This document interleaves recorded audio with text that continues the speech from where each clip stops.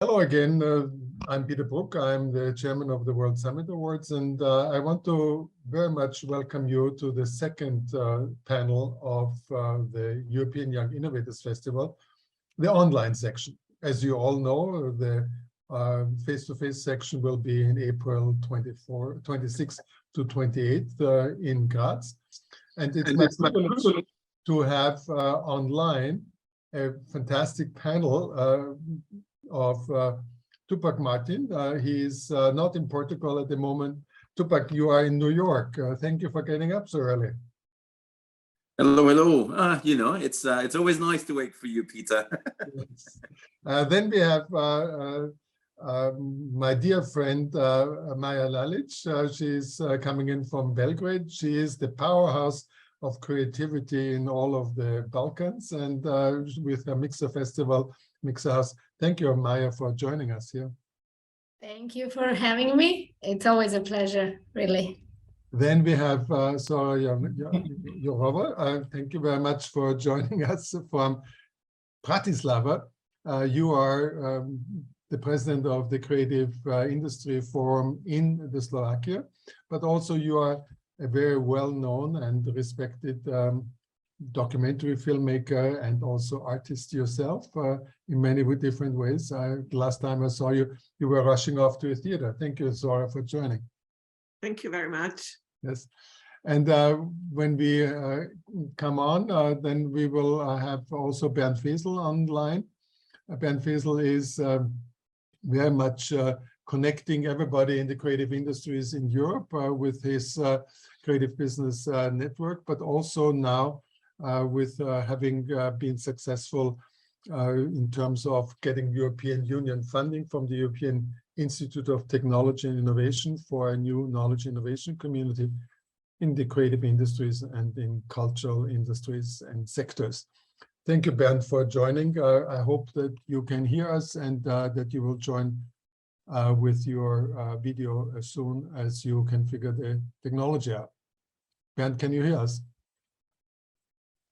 Not yet. Good. Let's start with the conversation where we left off in the last panel. The last panel was dealing very much with what is the necessary European cooperation for young people in dealing with the crisis. And one of the things which came out from people talking from Ukrainian perspective, from Polish perspective, and also from Austrian perspective is that we are dealing with a world today where rupture is part of the everyday life, dealing with ruptures, dealing with the crisis, and that we need to very much look towards cooperation to, on a very interpersonal level, build trust and also a sense of togetherness and familiarity to be able to counter it, to mend the situation. So, hi, Bernd. I'm happy to see you. Yeah, same here. Yeah, thank you. Thanks for having me. Great Yeah. to be here. Hi, Zora. Has been some time. Yeah. So we're just already beginning, and I'm just explaining the context of rupture and also the sense of which young innovators have regarding how to deal and to cope and how to intervene and how to create also social impact. The European Young Innovators Festival is Europeans' premier venture and initiative, bringing people from 45 countries together regarding using technology creatively, designing technology for social impact, and to have an impact in their social communities. And the conversation which we wanted to start is how do actually the creative industries and the cultural intervene and what are their strategies? Tupac, since you're in New York, can I start with you?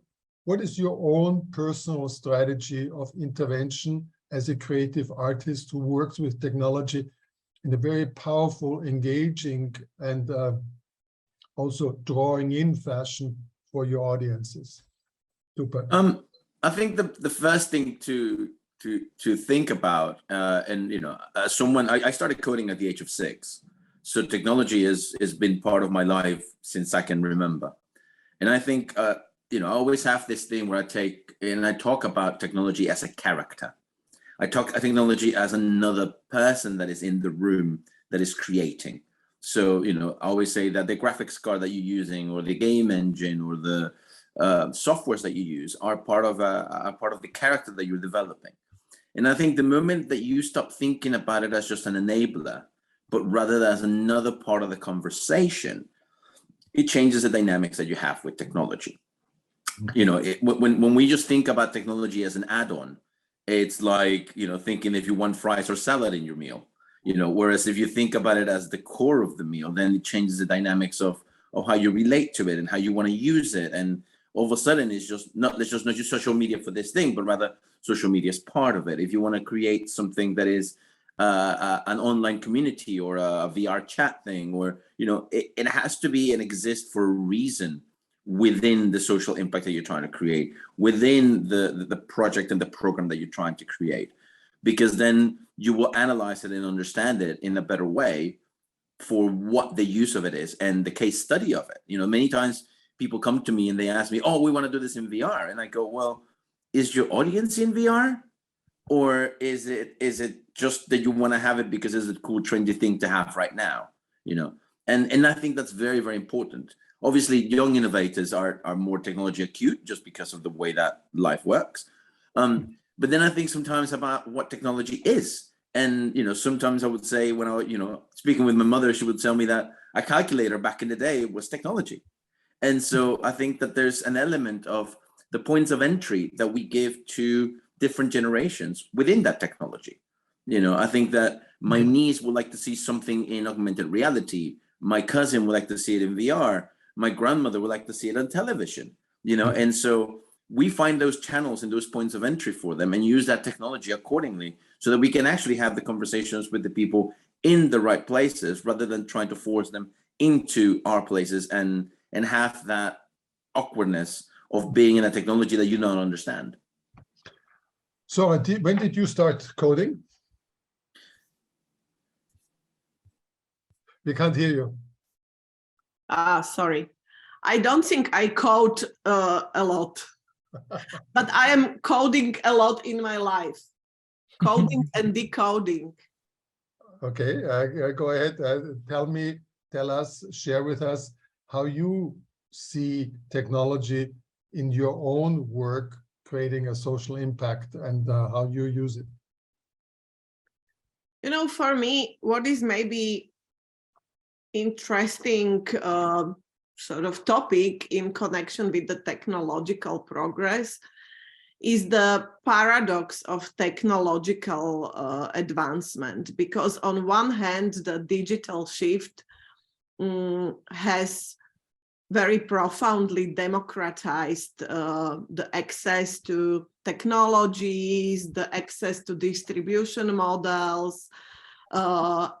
It gave the technologies and the ability to create with them to basically to anyone. On the other hand, when we look at the digital market, especially if it comes to creative production, we still see a lot of the let's call it creative inequality, that it is basically 1% of the producers of the content who gets the 99% of the profit. For me, this is one of the ruptures or gaps we still have to deal with, especially if we also, we are the people who are benefiting from the technological progress. But what we see is also a lot of people, which is mainly the working and middle class in advanced countries, they feel threatened by it. They didn't embrace the technological shift, and they somehow feel excluded and not equal and not dignified because it's not something which feels it's for them. And I think this is one of the problems we have to deal with, because I'm sure we will tackle the problem of the endangered democracy here in this panel. And for me, this is the most important issue nowadays, especially if we talk about the future of the technological progress. And for me, the solution is to understand that the science and the technological advance is not making the world better without the cultural progress and without the humanistic value system. And this is where I see a really big role of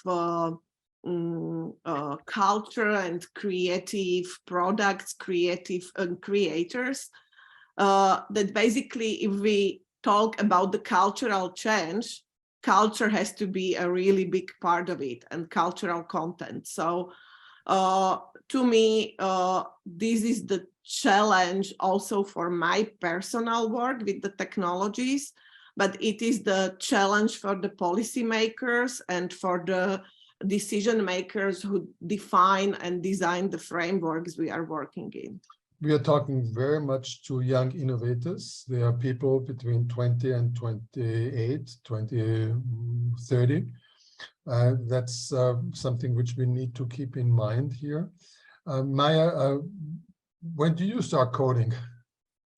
I'm learning now with my son. Okay, very good.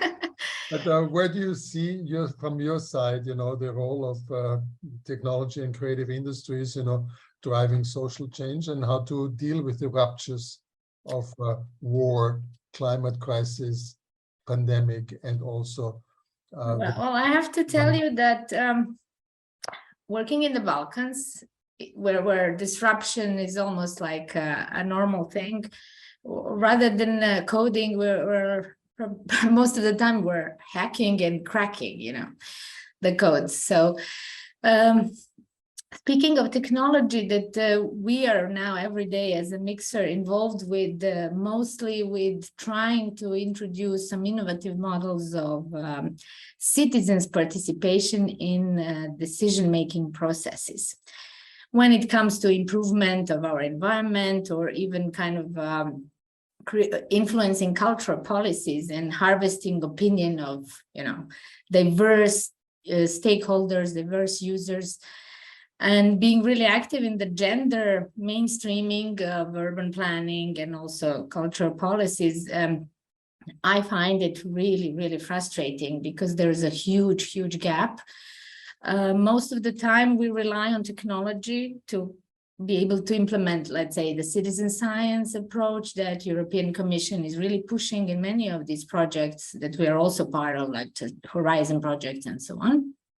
And then I'm right now maybe frustrated the most, because I'm in the middle of a moment where we are supposed to recruit volunteers for some of our nature-based solutions on the ground, and we want to include as many as diverse users that live around, and that's where this nice picture and bubble of this is where basically what Tupac says, this entry point we realize is really, really low. And all these fancy bracelets and technologies that we have partners for, who can really harvest data and help us understand how we are using spaces, how these really advanced interventions in urban space are positively influencing people's lives, and help that, let's say, the scientific and the social part of it as well. We're really facing the big wall, because most of our people that are living nearby, they're really not very savvy with technology. And sometimes even if our governments are understanding and embracing the technology, it's really very paradoxical. For instance, you will have the health system for elderly completely transferred on apps, where people are retired, people should use these, for me, even complicated apps that I first need to log in and do this and that, to be able to finally use it. So we've been also dealing a lot with this digital gap and divide that's happening, and especially with focus on sensitive groups of society, like people still living in poverty or elderly people. So there is, I think that there should be some kind of a national policy on these in each country to really address, first of all, map such digital illiteracy ratio, and then really introduce some, let's say, life-related mitigation measures, because I don't always think we should all get digital. I would also rather invite people involved with different, let's say, societal dimensions to really borrow many really nice opportunities that the technology is providing us, and basically restore some of the infrastructure we had in reality, such as you should really look at the 15 winners of the European Young Innovators Award this afternoon from 2 to 4, because they will show you very much. Thank you, Maja. I will pick up on this life-related solutions from you in a second. Bernd, Fesel, first, congratulations of winning the competition for the knowledge innovation community. You are now the champion in Europe. Congratulations. Well, we have a great chance, but also a great obligation. Thank you so much. But I know that you have worked on it for the last 3, 5, 10 years, and now you have at least scaled that mountain. Congratulations again. Yeah, thank you. From your vantage point now, and coming back also to the conversations which we had in Salzburg more than 3/4 of a year ago, when I explained to you first what the European Young Innovators Festival does and so on, and this very particular focus on how to creatively use technology for social impact. What do you see now from your vantage point as the openings, the roads which a KIC can open up for young people and young innovators? Yeah, thank you. Well, the knowledge and innovation communities so far, 8 of them are existing, have been really built on the classical definition of innovation, built by the OECD, technological driven and business driven, and the social impact was not a priority. And I think we have here the possibility to support a new culture of innovation, which is also about impact, which is about the non-profit side, the social impact. And that's why this KIC also has a strategic objective on society to explicitly say, our perspective on innovation is holistic, from the tech and business to the social and civil society based innovation. And this also leads then to a new perspective on technologies. If you go back to the Greek definition of techne, its technology is a tool. And I completely agree that not all new tools must be necessarily digital or AI. So maybe, downscaling of digital can also open up roads to new technologies, which are more, citizen open, also to elderly people, and create social impact.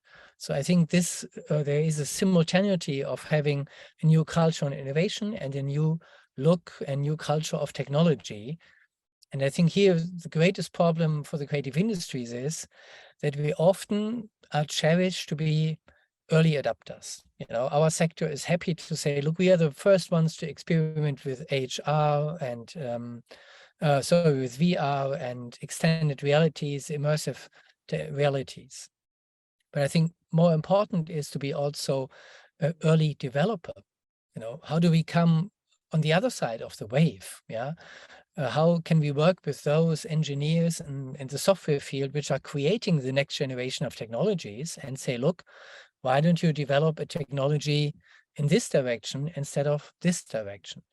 I once visited the Google Cultural Institute, which collect millions of pictures and put it into an artificial intelligence.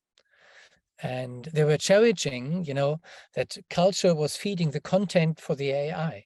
What I rather like to see it as a concrete example is that we have artists in residence of software teams. You know, that artists and cultural people are part of those programming teams developing the next generation of AI. And I think that would be kind of the hacking and coding I would like to see for the future of technologies. And I'm so happy and proud to see also with my own children, you know, that impact is so high on the agenda of the young generation. That's the biggest change, and I'm really happy to see this. Yeah, thanks, Peter. Thank you very much, Bernd, for mapping this out. I think this is for many people who are listening now, especially young people, a real opening up for how they possibly can connect also to European initiatives. And if this notion, which you have said, a new culture of innovation, which is more responsive socially and looks at impact, that is something which is real critical. Tupac has been, in my experience of him, very much on the social side, but he is also crossing all the borders of technology.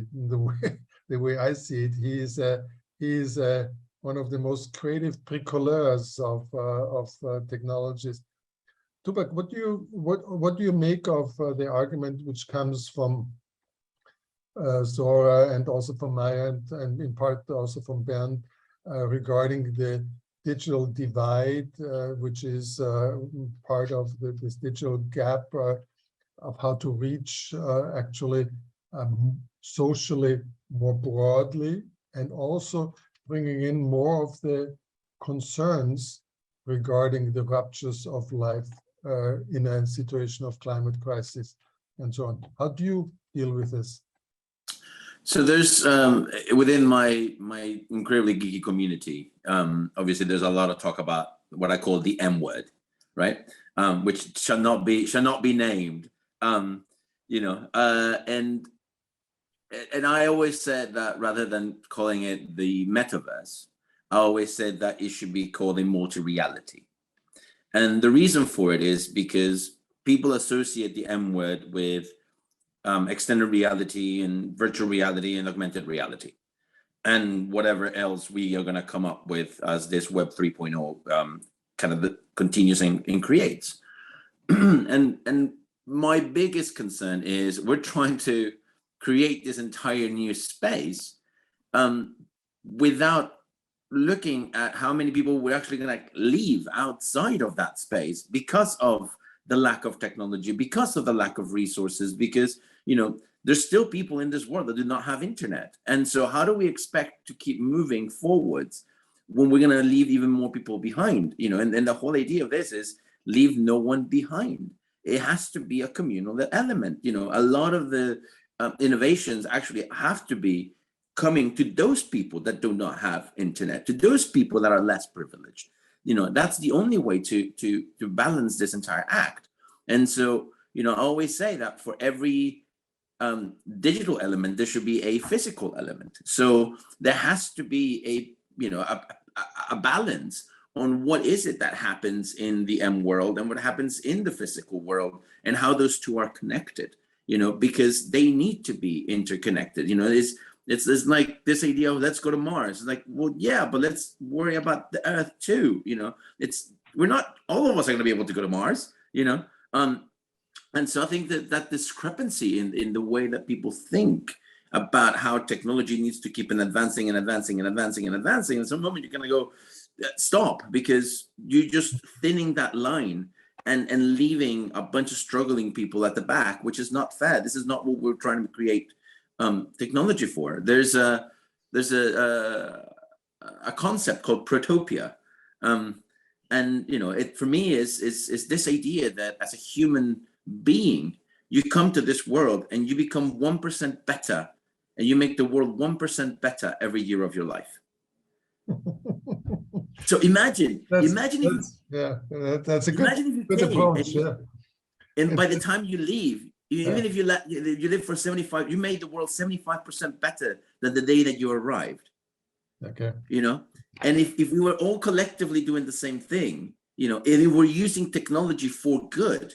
You know, I was part of a team that at 7 p.m. in the middle of the pandemic, all my computers went down, and I gave all my power computing to the labs that were trying to find the vaccine. Okay. And this was a general community that we were doing, right? And so all of a sudden, you're getting all these people giving the power of their machines, which then incrementally helps the mathematics of the calculations that they need to do.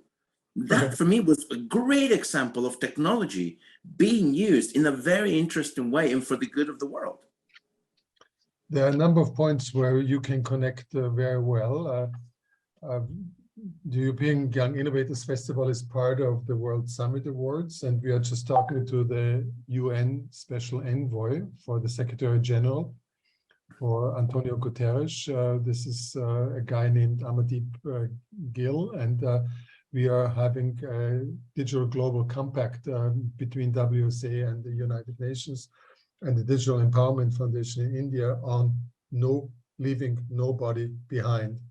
And that's exactly the name of the digital compact. So I will come back to this later on, but something which I think Maja and Zora can relate to is this relationship between the physical world and the digital world. This kind of, difference, and we have realized that the logics cannot be different, that laws cannot be different, that we need to mesh the technology and the interactions in a different way. So how do you see that in terms of the artistic work which you are in, the cultural production work which you are working in? I mean, Bernd has suggested to get the artists into the developer teams. What's your solution? Would you take more of the developers into the theater performance team? I think I would take more people to the theaters. That would help a lot. Not only developers. Also a lot of cultural politicians.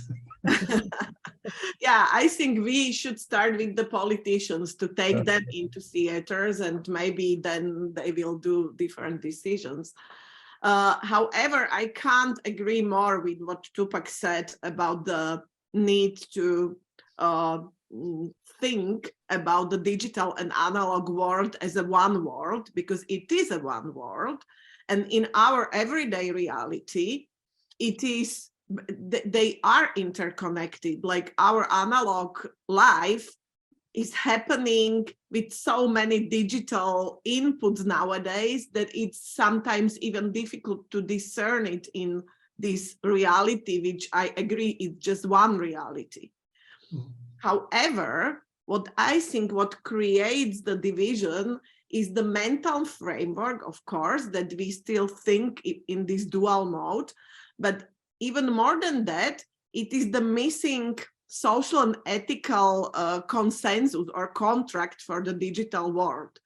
To put it simply, we, throughout the whole history of mankind and Western world, we created some set of rules and ethical and social contracts which defines how do we behave in the analog world, what is considered to be right and wrong, what is considered to be okay, what is not okay, what is just, what is not just, and so on. However, this contract is almost completely missing in the digital world. And on one hand, of course, because it's these pioneer times, so it creates opportunities. But on the other hand, since it is already so much part of our everyday lives, I think we need this definitely, and this is something we need to debate more and more. And I deliberately didn't use the word regulations, even though it is also about the regulations, but I am deliberately using the word ethical and social contract, because to me, this is the debate we have to have every day on the level of creators and even on the level of artistic work, because in fact, this is how the ethical rules are made. And of course, we have to push all the decision makers on all the levels towards basically creating or towards institutionalizing of the new ethical and social rules for the metaverse or whatever it is, for the reality we live in, which is now definitely not just analog, but it's mixed, it's analog, digital, and it's just the one reality. However, one part of it we somehow agreed on what is good and wrong. In the other part, we are still looking for how to define it. I want to pick up Bernd Fesel's point on Techne. I think what we need to do is in that regard, and that is something very important, is that metaverse can only be a tool. And that's a very different way of looking at it than people from the M-word promotion agency in Silicon Valley. Maja, just let me come back to this integration, which was very much the main strand of thinking from Bernd, and also a very different way of Tupac, and also now of Zora. In terms of your own work, you are in many ways one of the most interesting and innovative people in terms of networking others in the creative industries. What does this mean for your own work, and how would you then get young innovators involved in this? Well, it somehow has something to do with these polemics, because it's always surpassing some kind of divisions and groupings. So whenever, if it's a Balkanization, then our approach is to do projects that connect back the Balkan countries, especially the youth that never witnessed Yugoslavia or never traveled from Sarajevo to Zagreb and so on. So here also I see every day this regrouping of the M people and the slow culture people.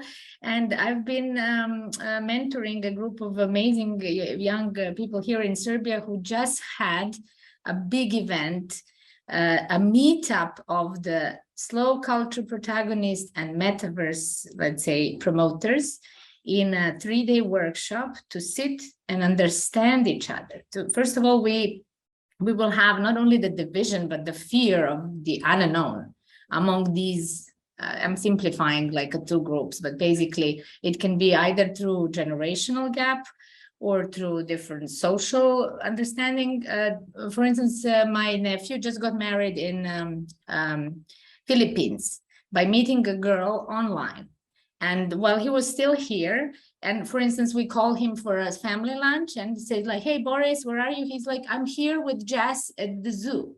And we are all like, oh, when did she arrive? And he said like, no, I'm just showing her around. So in their opinion, like they're young, they live in, from our perspective, is sort of their escapism kind of seeking, but we have to, and this is what I realized, I have to understand him. I have to really get into the mindset where he really doesn't see a difference. And this is how these both ends need to use the benefits of the other. I would say, for instance, in the project that we're using now, we're also always trying to figure out how can we implement the technology without telling a granny that she's behind, also that she really sees this as a benefit for her as well, something maybe close to the television that she knows, only that by her voice she can order a program or a topic or something like this. So basically how not to create invasive and offensive kind of message by imposing the technology. And I completely agree with Tupac. I don't see it only as a tool. I really see it as a inspirational, and maybe like, you know, when they say like there are you know, occupations that we don't know now that our children will probably be doing in that sense, there is a lot of potential and sometimes we don't understand. So my message would be, let's create this dialogue between these worlds so that we can really get this immersive approach. One more call and one more invitation to you for 2 o'clock this afternoon, and join the young people, 15 projects, which show how technology is not a foreign territory, where you're not an alien moving in there, but where technology is something like a glove. It's on your hand, you think, you work with it, and you have it also as a pillow and sleep with it. Bernd, we have another 10 minutes. I want to come and make a little bit of a turn in the direction of where this, where we are looking at more closely at what are concrete actions regarding social impact. We talk now very much, let's say, on the conceptual, on the approach level, also on the personal experience level, but what are very, let's say, concrete and distinct actions which are coming up from your side? And then also I will ask this from Tupac and Maja and Zora. Bernd, would you like to start on this? Yeah, sure. Thank you. Well, in terms of concrete actions regarding now this innovation community for culture and creativity, the next step is that there will be calls out in spring next year, where entrepreneurs, students, universities, basically the whole stakeholder arena of our sector can apply. And one of the very easy innovations, but it will be difficult to implement, is that we want to start with this 2-stage application process. So you don't have to apply with a 25 or 50 page application, but just with 2 or 3 pages. To really have an easy access for all those which are not so knowledgeable and not the usual suspects, and have the time, also the page time as a researcher, as a university, to write those really complex, long applications. So we really hope we are then accessible for young innovators, but also, unusual innovators who have not been using these kinds of funds so far. And the calls coming out will be in the field of vocational training, for example, exactly on this field, how to also train vice versa. As Zora said, who do you invite to the theater? So who do you train how, and how do you offer what kind of knowledge? What would happen if you offer creativity as a skill to, engineers, to software engineers in their master program, but also maybe the other way around. And then you have classical tools to apply for breakthrough labs, where you have certain technologies which you want to take to market. But there will be also more unusual tools to apply for how to use culture, creativity as a social interaction, to create impact.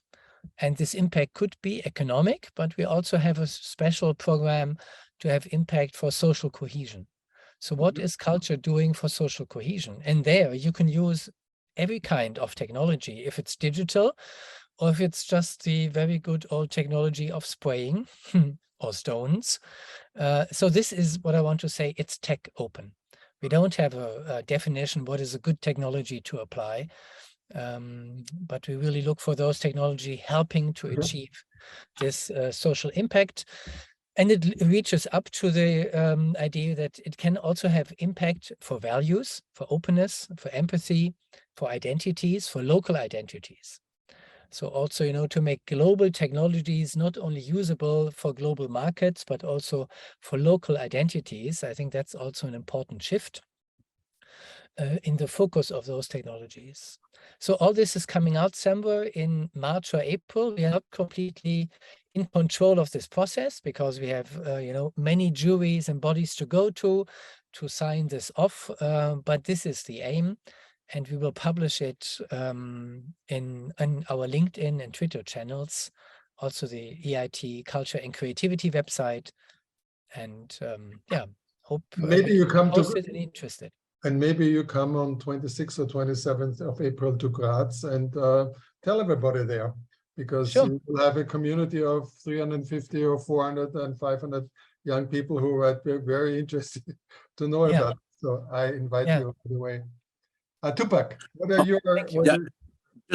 Just before you finish, just because Peter, you and I had this conversation, and Bernd is amazing to hear about the simplification of the process as an artist who obviously, you know, grew up in very difficult ways and understands the painfulness of those horrible applications.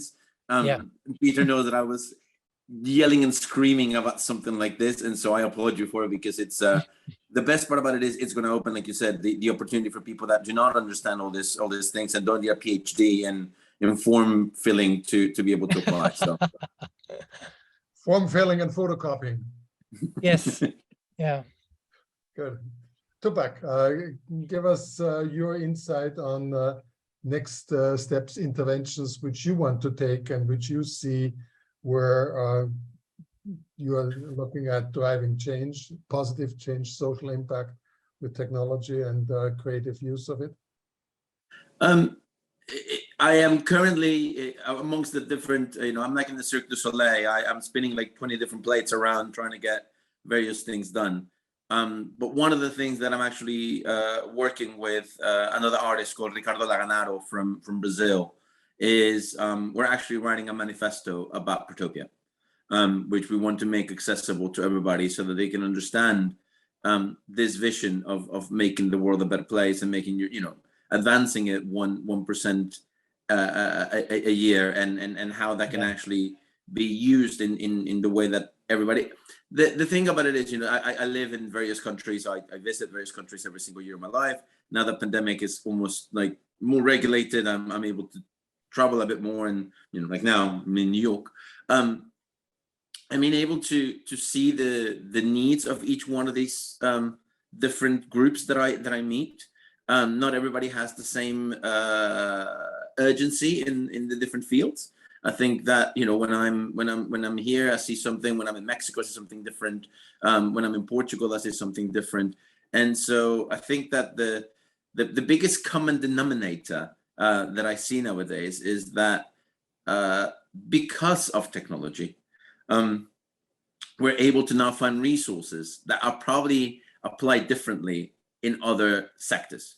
And I would love to have this kind of general community of learnings, because there might be something that is being used in the Baltics that at first it didn't work, and then it worked, or maybe it worked at the beginning, but then a set of rules didn't make it happen or didn't allow it to happen, and then that idea gets lost. Yeah.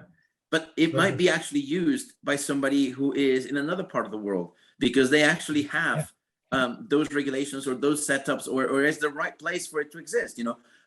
My favorite seafood, percebes, only grows in Portugal and Spain and somewhere in Japan, and apparently now somewhere in Washington State.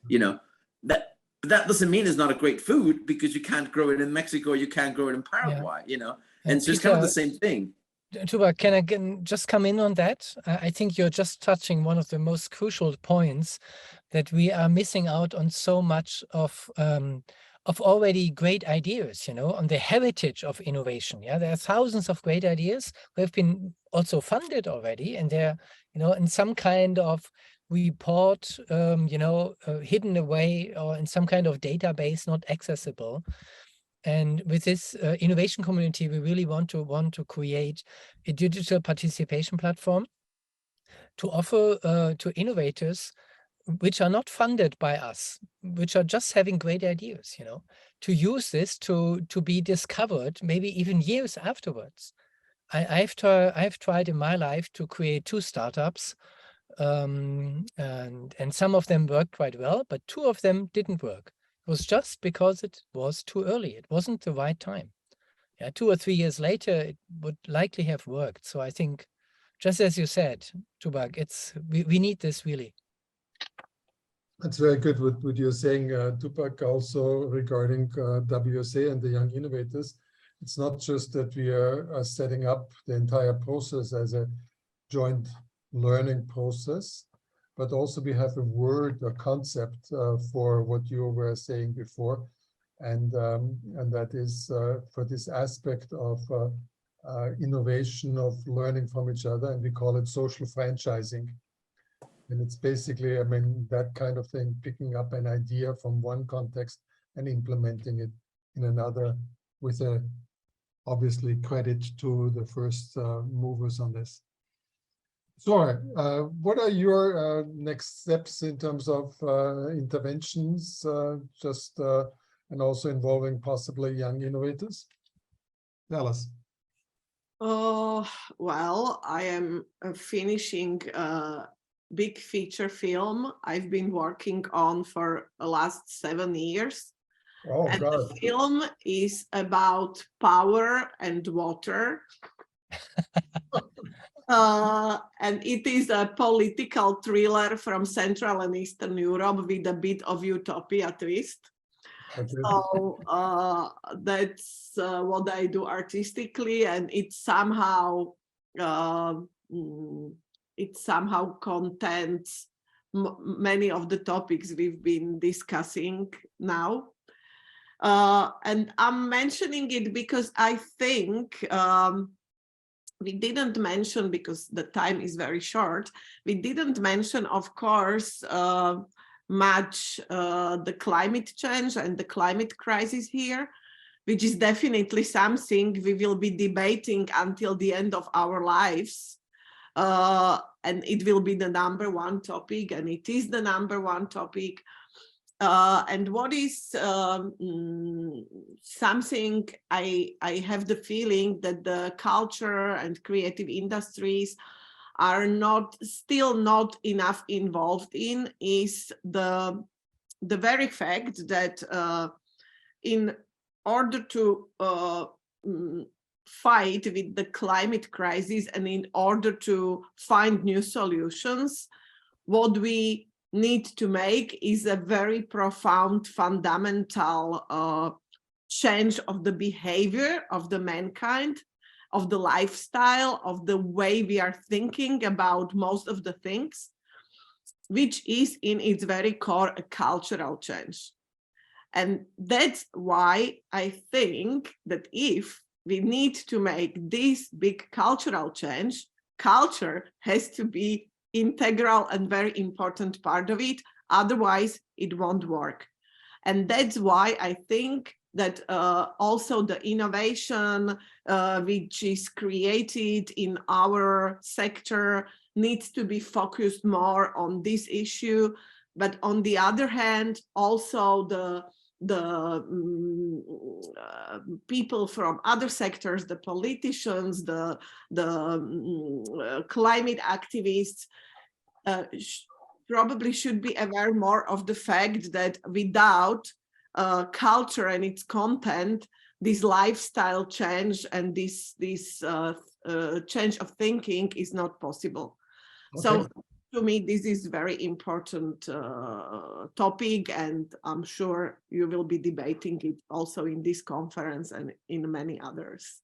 Once you are finished with the film, I would watch you at the Viennese Museum to be member of Last Generation, and I want to see what you're doing with the pictures hanging on the walls there.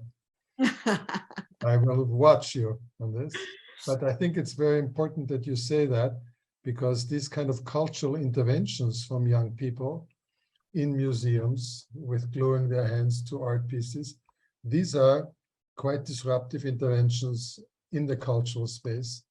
And I think I don't know if I speak for all of you, but I feel very much that these are very much wanted, needed, and required interventions on the symbolic plane, that we are not just taking everything for granted and that we cannot just go on as business as usual.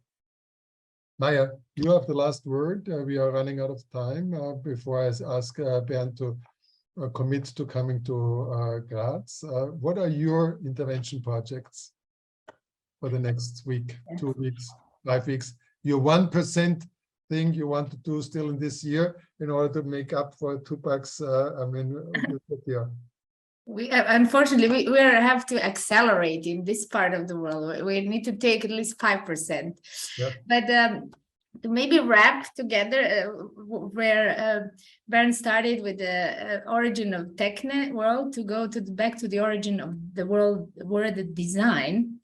And I would sort of repeat everything that Zora said, but just put the design word there as meaning of a plan, of a way of doing things, and as a discipline, which is the core of the creative disciplines and industries.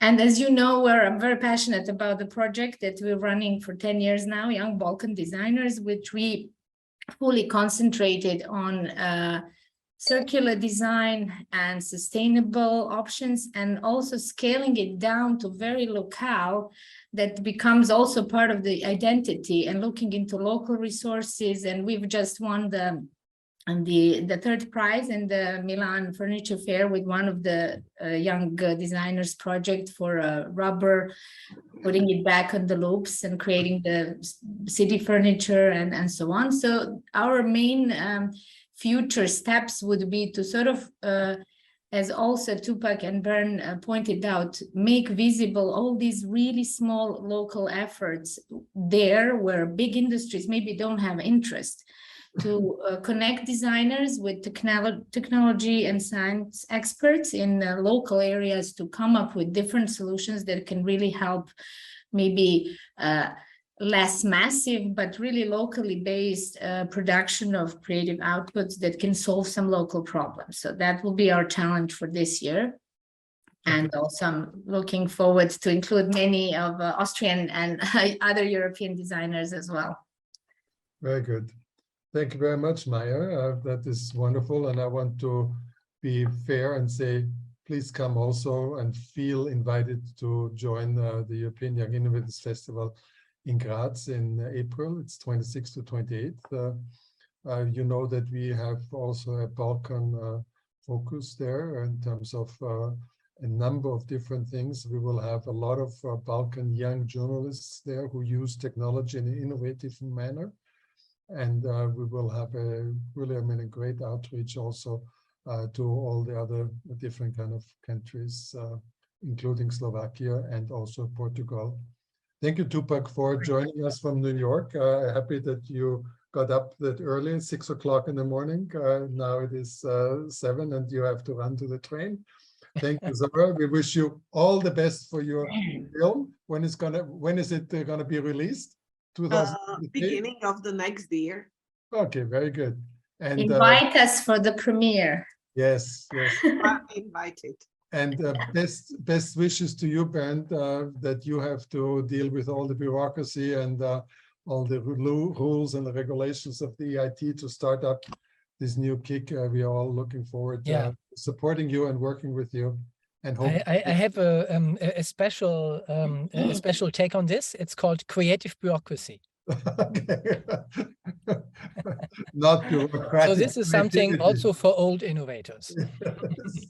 Okay, and I hope that you can look forward in your schedule to make time in for Graz. I know that you have. I really look forward. I put it on my calendar already, and if I can't come, somebody else will do, but it's my calendar now. Yes, Eva Schrempf and the Creative Industries Styria are just long-time founding partners of the Young Innovators Festival. Okay, thank you all. Thank you. Thank you, Peter. And have a good day, and thank you for joining. We continue 2 o'clock with the pitches by the 15 young innovators. Thank you all. Bye-bye. Bye-bye. Bye-bye.